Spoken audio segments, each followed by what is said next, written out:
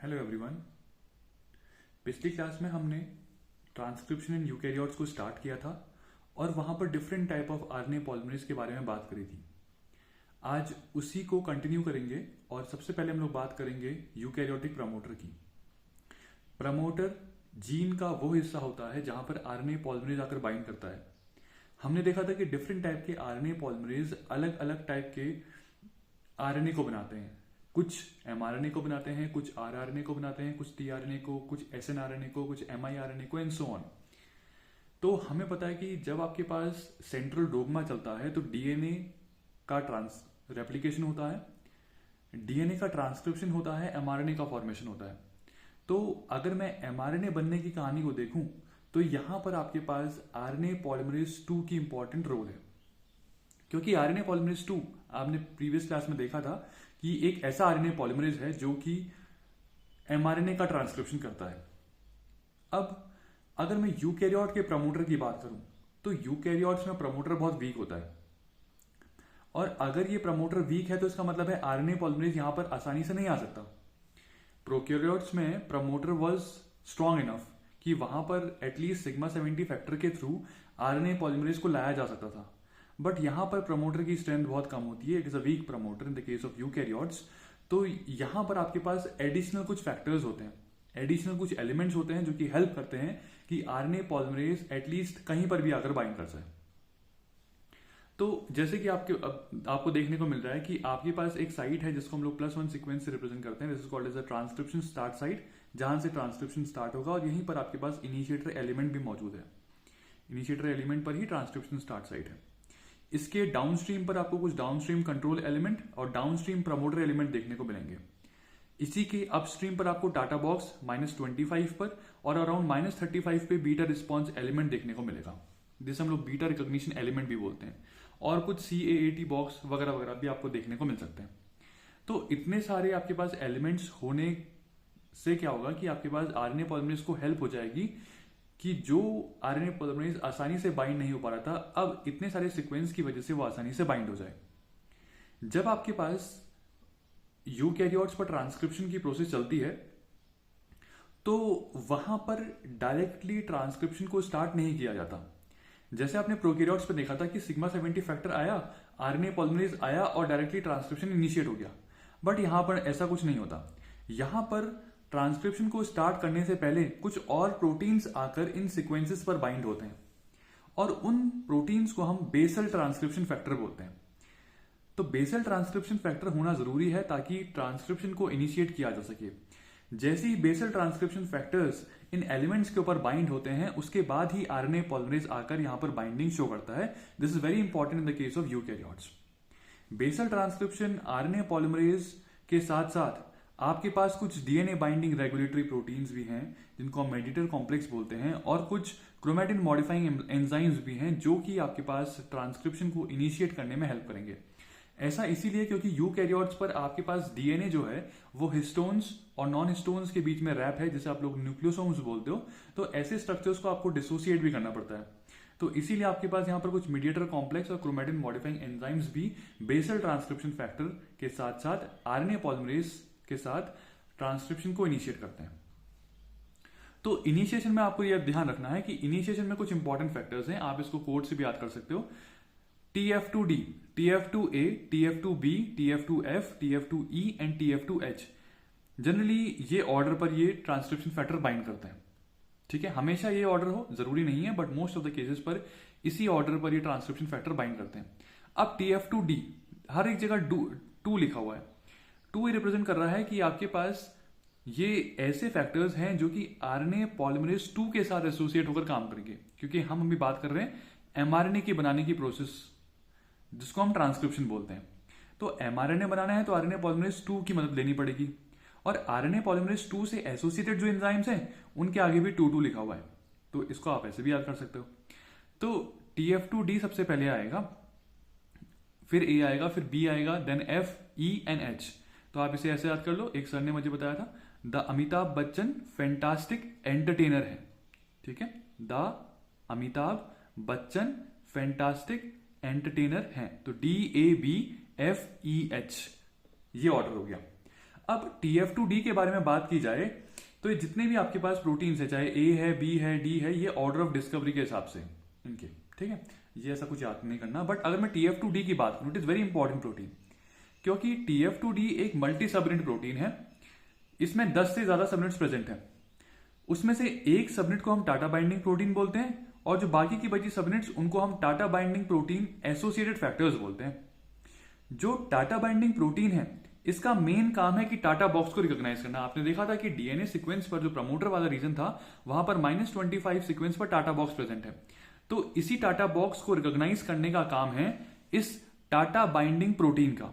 और ये TATA binding protein किसकी सबनेट है? TF2D की सबनेट है।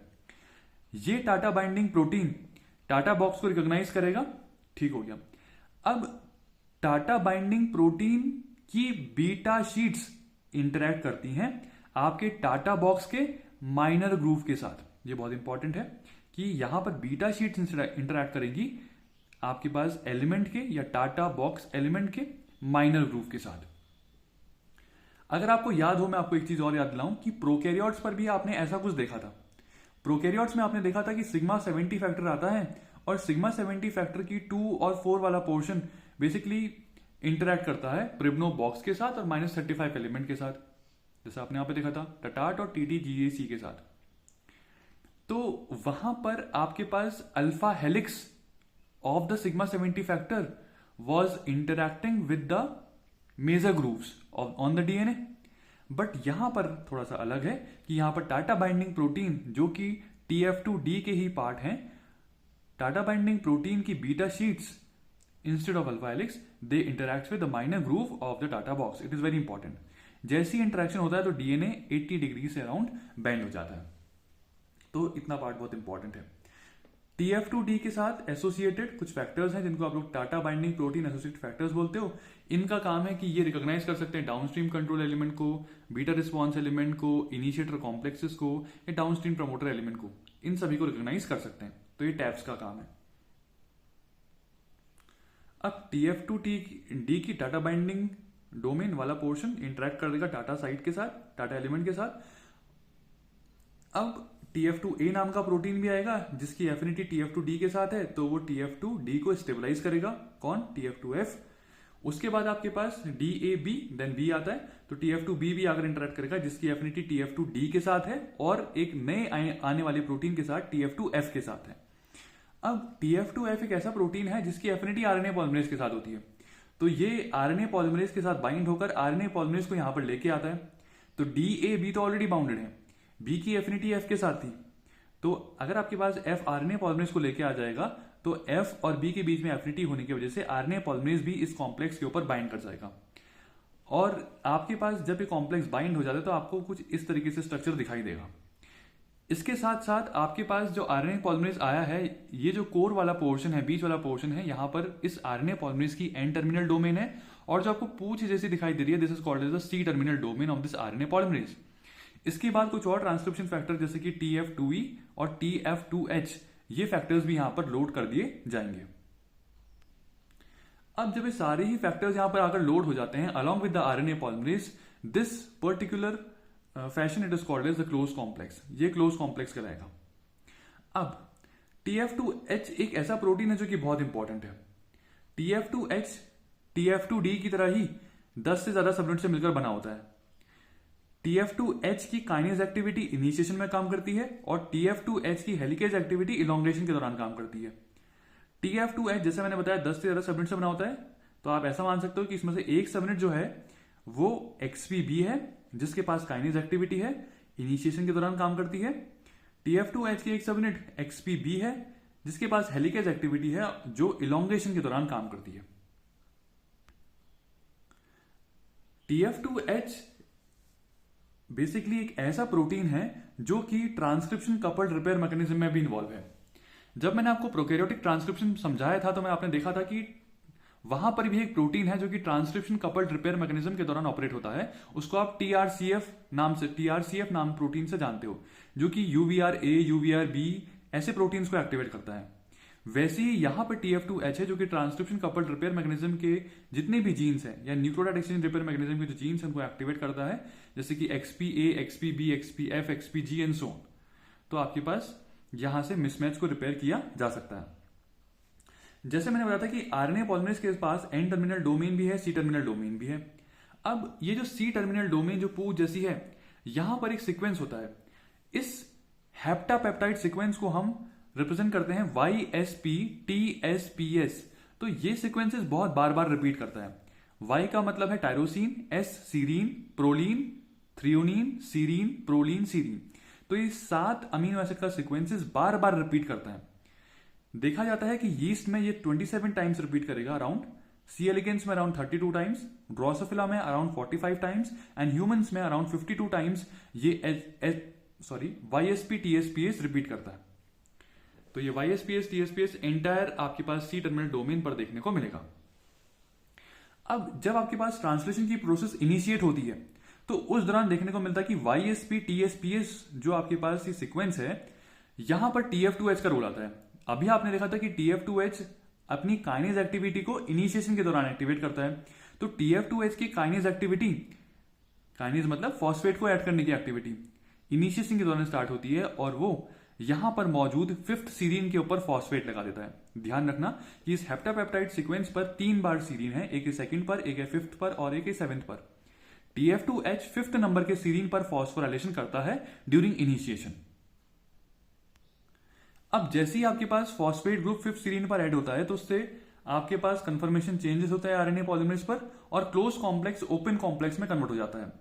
जिस दौरान ये होता है कि तो most of the transcription factor they get released outside.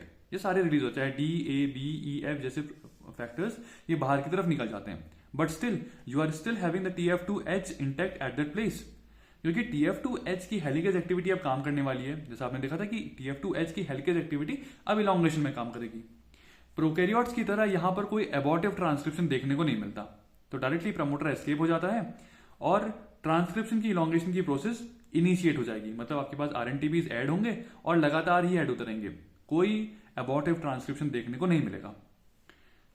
अब जैसे ही आपके पास इलॉन्गेशन की प्रोसेस स्टार्ट होगी तो यहां पर आपने देखा कि सी टर्मिनल डोमेन पर ये सीक्वेंस था ऑलरेडी। तो यहां पर जब इलॉन्गेशन की प्रोसेस चलती है तो TF2H की हेलिकेज एक्टिविटी काम करती है और हेलिकेज की वजह से जो डबल स्ट्रैंडेड डीएनए है ये टूटता रहता है और टूटने के बाद ये सिंगल स्ट्रैंडेड फॉर्म पर कन्वर्ट हो जाएगा। इलॉन्गेशन के दौरान ये भी देखने को मिलता है कि एक और प्रोटीन TF2H के साथ एक और प्रोटीन जिसका नाम है PTEF5B, ये PTEF5B जिसको हम लोग protein transcription elongation factor 5B के नाम से जानते हैं, ये भी एक्टिवेट हो जाता है और ये क्या करता है आपके पास सेकंड वाले सीरीन पर भी एक फॉस्फेट ऐड कर देता है। 5th वाले सीरीन के ऊपर तो TF2H ने एक ऑलरेडी फॉस्फेट लगा दिया है, सेकंड सीरीन के ऊपर फॉस्फेट लगाने का काम PTEF5B का है जो कि इलॉन्गेशन के दौरान काम करता है।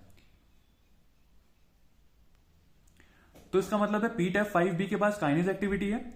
PTEF5B जो एक ऐसा प्रोटीन है जो कि सेकंड सीरीन के ऊपर सी टर्मिनल डोमेन के ऊपर फॉस्फेट ऐड करेगा।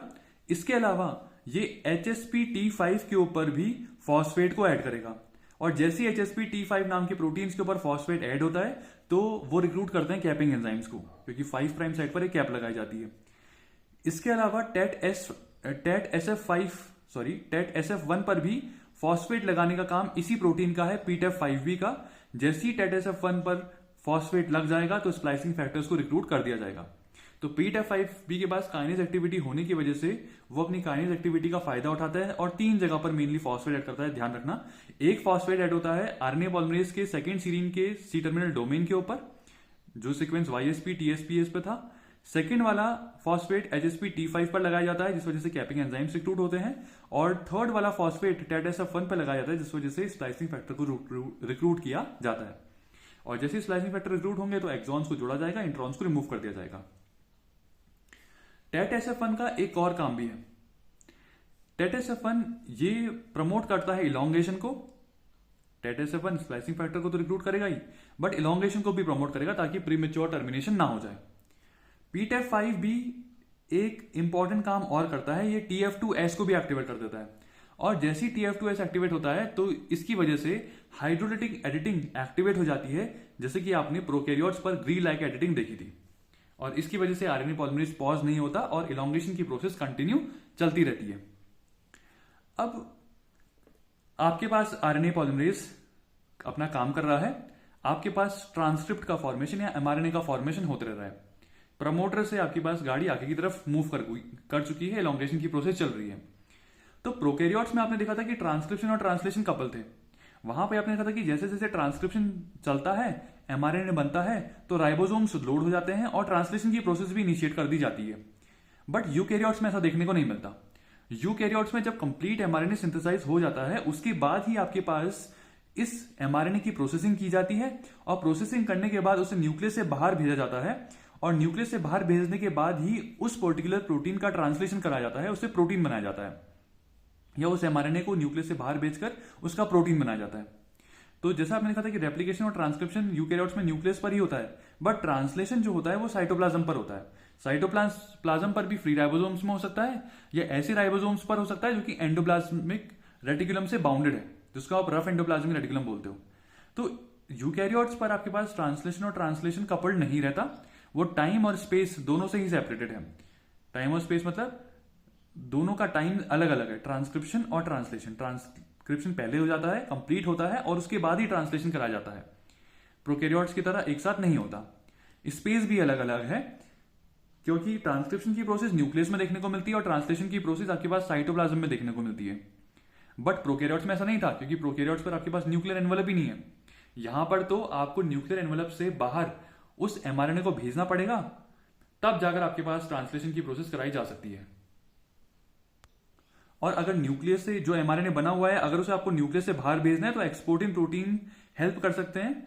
जैसे ही एमआरएनए बाहर आएगा तो यहां की तरफ आपके पास क्या होता है, प्रोटीन सिंथेसिस की जा सकती है, ट्रांसलेशन कराया जा सकता है। तो इसीलिए यूकैरियोट्स पर ध्यान रखना, ट्रांसलेशन एंड ट्रांसक्रिप्शन या transcription and translation they are not coupled. अब जब आपके पास एमआरएनए बन रहा होता है, उसी दौरान आपके पास 5 प्राइम कैपिंग और 3 प्राइम पॉली एडिनाइलेशन देखने को मिलता है कि जो एंड आपके पास सिंथेसाइज हो रहा है 5 प्राइम एंड और जो अभी बन रहा है 3 प्राइम एंड, दोनों के ऊपर कुछ प्रोसेसेस या ट्रांसक्रिप्शन प्रोसेसेस कराई जाती है ड्यूरिंग द ट्रांसक्रिप्शन ओनली। यहां की साइड 5 प्राइम कैपिंग और 3 prime side 3 prime poly adenylation, और ये दोनों प्रोसेस को हम टुगेदर को ट्रांसक्रिप्शनल प्रोसेस बोलते हैं, क्योंकि ट्रांसक्रिप्शन के दौरान ही कराई जा रही है। 5 प्राइम कैपिंग की बात की जाए तो 5 प्राइम कैपिंग में आपने देखा था कि इलोंगेशन के दौरान ही PTEF5B नाम का प्रोटीन एक्टिवेट होता है और वो HSP-T5 के ऊपर फॉस्फेट ऐड करता है। जैसे ही HSP-T5 के ऊपर एक फॉस्फेट ऐड होता है तो वो कैपिंग एंजाइम्स को रिक्रूट करता है। तो वो कौन से कैपिंग एंजाइम्स हैं जिनको रिक्रूट करता है HSP-T5? उनके नाम है RNA ट्राइफॉस्फेटेज। पहला वाला RNA ट्राइफॉस्फेटेज का काम है कि जो आपके पास एक gamma phosphate, terminal gamma phosphate है, उसको रिमूव कर दिया जाता है, तो you are only left with beta and alpha phosphate. Second जो प्रोटीन एक्टिवेट होता है HSP-T5 के थ्रू, उसका नाम है ग्वानाइल ट्रांसफरेज या GMP ट्रांसफरेज। ये क्या करता है, आपके पास जो बीटा फॉस्फेट बचा हुआ है साइड पर, उसके ऊपर एक GMP ग्वानोसिन मोनोफॉस्फेट ऐड कर देता है। और जब ग्वानोसिन मोनोफॉस्फेट ऐड होता है तो 3 prime 5 prime bond phosphodiester bond नहीं बनता, बल्कि यहां पर 5 प्राइम फॉस्फोडाइस्टर बॉन्ड बनता है। ऐसा क्यों, मैं डिटेल वीडियो में बताऊंगा, बट फिलहाल के लिए अभी इतना ध्यान रख लो कि 5 prime to 5 prime phosphodiester bond बनता है between the beta phosphate and the incoming GMP। Third जो इंपॉर्टेंट एंजाइम प्रोटीन यूज किया जाता है जिसको एक्टिवेट किया है आपके पास HSP-T5 ने, उसका नाम है N7 मिथाइल ट्रांसफरेज। ये N7 मिथाइल ट्रांसफरेज क्या करता है, 7th पोजीशन पर या GMP के 7th पोजीशन पर एक CH3 ग्रुप या मिथाइल ग्रुप लगा देता है। तो ग्वानिन के 7th पोजीशन पर एक मिथाइल ग्रुप लगाने का काम है N7 मिथाइल ट्रांसफरेज का। तो ये 3 एंजाइम है, फर्स्ट है RNA ट्राइफॉस्फेटेज, सेकंड है GMP ट्रांसफरेज और थर्ड है N7 मिथाइल ट्रांसफरेज। ये तीनों हेल्प करते हैं कि आपके पास ये 5 प्राइम को प्रोटेक्ट कर दिया जाए और 5 प्राइम के ऊपर एक कैप लगा दी जाए। ये कैप बहुत जरूरी है ताकि आपके पास इस एमआरएनए को एक्सोन्यूक्लियस से बचाया जा सके। तो अगर आपके पास यहां पर कोई कैपिंग नहीं होती, नॉर्मल एमआरएनए होता, तो 5 प्राइम साइड होती, ट्राइफॉस्फेट होता, अल्फा बीटा गामा, और आपके पास नाइट्रोजनस बेसिस लगे होते और आपके पास फॉस्फोडाइस्टर बॉन्ड बीच बीच में लगा होता। बट अगर मैं आपके पास 5 प्राइम कैप एमआरएनए की बात करूं तो 5 प्राइम कैप आरएनए में आपके पास क्या है स्पेसिफिक, कि कैप जो बनी हुई है वहां पर ग्वानोसिन का मोनोफॉस्फेट वाला पार्ट है, N7 के ऊपर एक मिथाइल ग्रुप लगा हुआ है। ये बहुत इंपॉर्टेंट है। अब N7 के ऊपर मिथाइल ग्रुप लगा दिया ग्वानिन के ऊपर, तो उसे हम लोग C0 कैप बोलते हैं। मिथाइलेशन और जगह भी देखने को मिल सकता है। अगर हम लोग GMP के ऊपर जो राइबोज शुगर है, इस जगह पर हम लोग अगर मिथाइल ग्रुप लगा दें तो हम उसे C1 कैप बोलेंगे। अगर हम लोग आरएनए के राइबोज शुगर के ऊपर, जो हम लोग आरएनए बना हुआ है इसके राइबोज शुगर के ऊपर हम लोग अगर लगा दें, यहां कहीं पर हम लोग राइबोज शुगर के ऊपर सेकेंड कार्बन के ऊपर अगर हम लोग मिथाइल ग्रुप लगा दें तो हम उसे C2 कैप बोलेंगे। ठीक है। अब 5 प्राइम कैपिंग का इंपॉर्टेंस क्या है? 5 प्राइम कैपिंग का इंपॉर्टेंस ये है कि पहली बात तो वो आरएनए को स्टेबिलिटी प्रोवाइड करता है, उसकी हाइफ लाइफ को इंक्रीज कर देता है, और जितने भी एक्सोन्यूक्लियस हैं जो कि 5 प्राइम साइट पर अटैक करेंगे उनके अटैक से भी बचाता है, तो हाफ लाइफ खुद ही बढ़ जाएगी। इसके अलावा आपके पास ये हेल्प करता है आपके पास स्प्लाइसिंग जैसी प्रोसेस के लिए और पॉली एडिनाइजिन जैसे इवेंट्स के लिए। इसके अलावा 5 prime cap nuclear export signal की तरह भी काम करती है। अगर 5 प्राइम कैप है तो आरएनए को बाहर की तरफ न्यूक्लियस से बाहर निकाला जाएगा थ्रू द एक्सपोर्टिंग प्रोटीन्स। इसके अलावा ट्रांसलेशन इनिशिएशन भी आपके पास 5 प्राइम कैप का रोल है। अभी आप जब ट्रांसलेशन में पढ़ाऊंगा तो आप देखोगे कि वहां पर 5 प्राइम कैप पर एक फैक्टर लोड होता है जिसका नाम है यूकैरियोटिक इनिशिएशन फैक्टर 4F, जो कि बेसिकली ट्रांसलेशन को इनिशिएट करेगा इन द केस ऑफ यूकैरियोट्स। ये हम लोग बाद में डिस्कस करेंगे। तो वो था आपके पास 5 प्राइम कैपिंग। अब थोड़ा सा आपके पास हार्डली 5-10 मिनट का ही बचा हुआ है, एक बार इसको भी सुन लो। 3 प्राइम पॉलीएडिनाइलेशन एक ऐसा इवेंट है जो कि आरएनए की लास्ट साइट पर या 3 प्राइम साइट पर कराया जाता है। तो जब आपके पास टर्मिनेटर सीक्वेंस आ जाता है, आरएनए पॉलीमरेज पॉज हो जाता है, तो लास्ट एक्सॉन की तरफ पर आपको एक पॉलीएडिनाइलेशन सिग्नल देखने को मिलता है जिसका सीक्वेंस जनरली AAU AAA होता है या AAU AAA। तो यहां पर कुछ स्पेसिफिक फैक्टर्स और प्रोटीन्स एक्टिवेट होते हैं। पहला फैक्टर जो एक्टिवेट होता है इसका नाम है CPSF, जिसका फुल फॉर्म है cleavage and poly adenylation specificity factor. यह क्या करता है? पॉली सीक्वेंस को रिकॉग्नाइज करेगा जो कि एमआरएनए पर मौजूद है। मतलब AAU AAA को रिकॉग्नाइज करने का काम CPSF का है। उसके बाद सेकेंड फैक्टर है CSTF, क्लीवेज स्टिमुलेशन फैक्टर। यह क्या करेगा? उस पॉली एडिनाइलेशन सीक्वेंस के 20 न्यूक्लियोटाइड अबाउट 20 न्यूक्लियोटाइड सीक्वेंस के डाउन स्ट्रीम पर कट लगा देगा। तो जैसे यहां पर कट लगाएगा तो आपके पास एमआरएनए अलग हो जाएगा। इसके बाद थर्ड प्रोटीन जिसका नाम है पॉली ए पॉलीमरेज, तो आपके पास थर्ड साइड पर कट लग गया था, 3 प्राइम साइड पर, यहां पर कहीं पर कट लग गया था। अब पॉली ए पॉलीमरेज क्या करेगा? टेम्पलेट इंडिपेंडेंट मैनर पर अबाउट 200 से 250 पॉली एडिनिन सीक्वेंसेस को यहां पर लगा देगा, जैसे कि आपको दिखाई दे रहा है। तो ध्यान रखना, CPSF ने रिकॉग्नाइज किया पॉली सीक्वेंस को, AAU AAA को, CSTF ने क्लीव किया 20 न्यूक्लियोटाइड डाउनस्ट्रीम, और पॉली ए पॉलीमरेज ने टेम्पलेट इंडिपेंडेंट मैनर पर बहुत सारे एडिनिन को वहां पे लगा दिया। इसके बाद एक और प्रोटीन है जिसका नाम है पॉली ए बाइंडिंग प्रोटीन। तो पॉली ए बाइंडिंग प्रोटीन क्या करेगा? बेसिकली इस 3 प्राइम एंड पर बाइंड हो जाएगा ताकि इस पर्टिकुलर आरएनए को भी या इस पर्टिकुलर एडिनाइलेटेड आरएनए को भी प्रोटेक्शन मिल जाए। तो जितने ज्यादा फैक्टर्स आप यहां पर रिक्रूट करोगे उतना ज्यादा टाइम एक्सोन्यूक्लियस को लगेगा कि आपके पास इसको डिग्रेड किया जा सके। अब जो आपके पास 5 प्राइम साइट पर अपने कैप लगा रखी है, 5 प्राइम साइट पर कैप के ऊपर कुछ बाइंडिंग प्रोटीन्स भी रिक्रूट होते हैं जिन्हें हम लोग कैप बाइंडिंग प्रोटीन्स बोलते हैं। ये cap binding proteins in poly A binding protein के साथ इंटरेक्ट करते हैं और इस एमआरएनए को सर्कुलाइज कर देते हैं। तो in the case of eukaryotic transcription आप ये ध्यान रख सकते हो कि mRNA it get circularized due to these poly A binding proteins and 5 prime cap binding proteins.